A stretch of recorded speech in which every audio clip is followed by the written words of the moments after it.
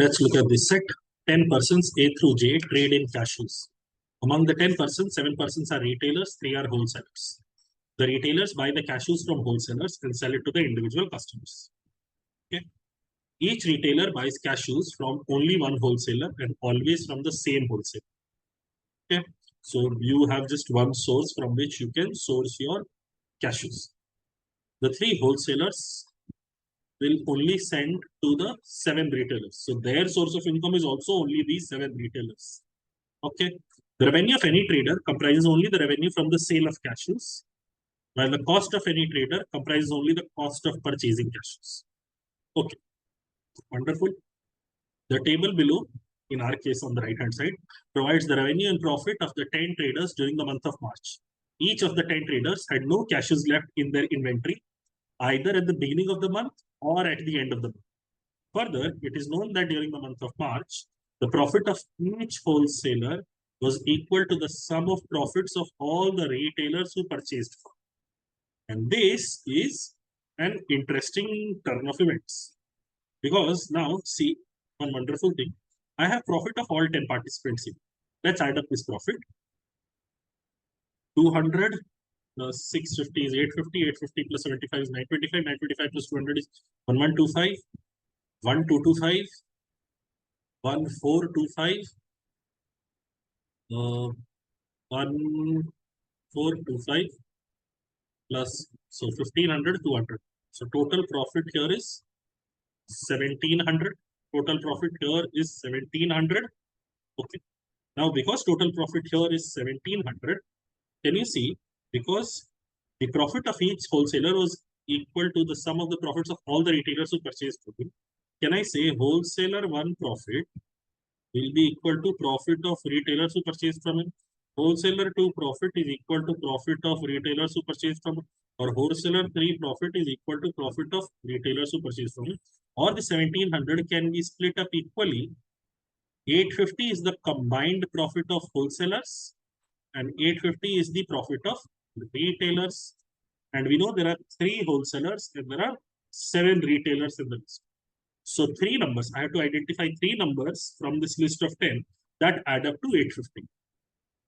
If I look at the 3 largest numbers, 350, 300 and 225, 350, 300 and 225, they add up to give me 875. They add up to give me 875. The 3 largest numbers, 350, 300 and 225, add up to give me 875. But I only need 850. So I need to reduce it by 25. Do I have a case where 350 reduced by 25? 325 is available? No. Do I have a case where 300 is reduced by 25 and I reach 275? No. But I do have a case where 225 is reduced to 200. In fact, I have 2 cases. So my wholesalers can either be G, H, and C, or the wholesalers are G, H, and E. One of these 2 cases is happening, and the remaining 7 will be the retailers. Okay. The third wholesaler we don't know with certainty, but we definitely know who are the other retailers. Now, there is a mechanism by which you can identify one of these 2 cases who is precisely the wholesaler. But for the purposes of this question, you don't really need to identify who's the wholesaler, because right now, let's go through the questions first, and then at the end, if it deserves attention, or we can come back and see who precisely the wholesalers are. Who among the following is a wholesaler? We know G and H are definitely wholesalers. So option D, H should work. What is the highest profit in thousands made by any retailer? G has a profit of 300, H has a profit of 350, and between C and E, whoever is the wholesaler, they have a profit of 200. So who has the highest profit? Oh, sorry. What is the highest profit made by any retailer? Can you see this 225 fellow? He is no longer a wholesaler, and the 2 people higher than him are definitely wholesalers. So what is the highest profit made by any retailer? It has to be option C, 225. Okay. Next, what is the total revenue in thousand of all the retailers who buy from the wholesaler with the second lowest profit? The 3 profits are, you have 300 here, you have 350 here, you have 200. Second lowest profit is with G. So look at it, 300. He has the profit of 300. So cost for retailers to buy from G is going to be 400, which is equivalent to the revenue for G, because the cost of any trader comprises only the cost of purchasing cash. So cost for retailers is 400. Add their profit to it. Their profit is going to be equal to the profit of G only, because you were told the profit of each wholesaler was equal to the sum of profits of all the retailers who purchased from him. So profit of the retailers who bought from G is going to be 300, or overall cost plus profit gives me a total of revenue. So revenue of all the retailers who buy from the wholesaler with the second lowest profit is going to be 700. Wonderful. And the last thing, what is the minimum difference in thousands between the cost of a wholesaler and the sum of cost of the retailers who buy from? Now look at this. Cost of the wholesaler and sum of cost of the retailers who buy from.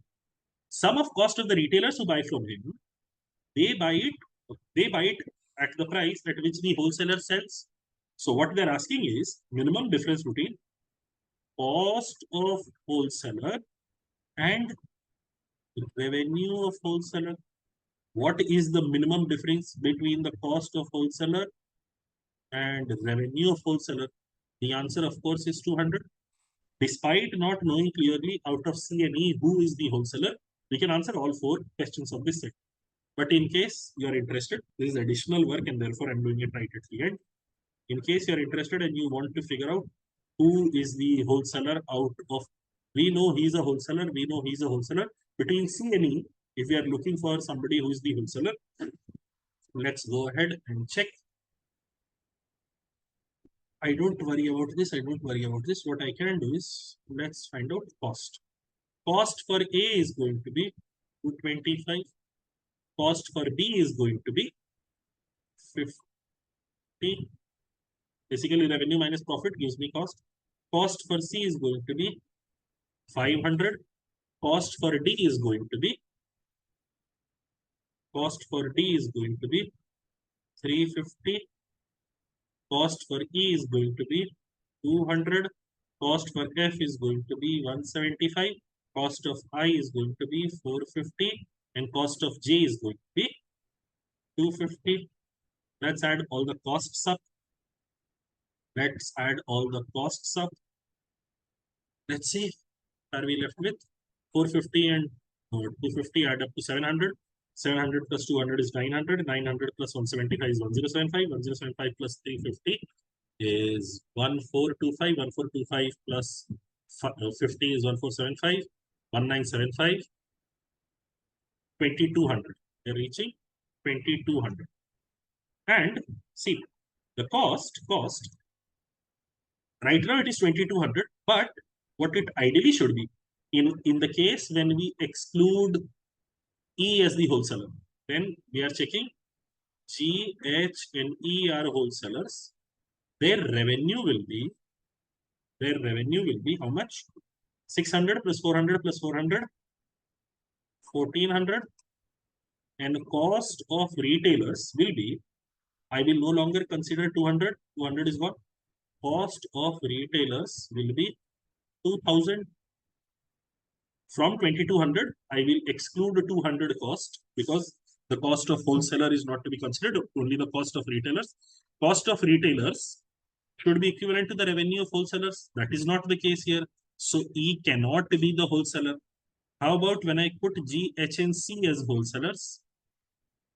Their revenue is 600 plus 400 plus 700 is 1700. And the cost of C, if I exclude it, 500 gone, this will also turn to 1700. Cost for retailers will also be 1700, which tells me with certainty these 3 are the wholesalers. E is not a wholesaler. These 3, G, H, and C, are the 3 wholesalers. E is not a wholesaler, and that is the entirety of the set. Although this additional work that we have engaged in order to uniquely identify who is the third wholesaler was not really needed for this question, because all the 4 subparts that are present could have been solved without uniquely identifying who is the wholesaler. That will be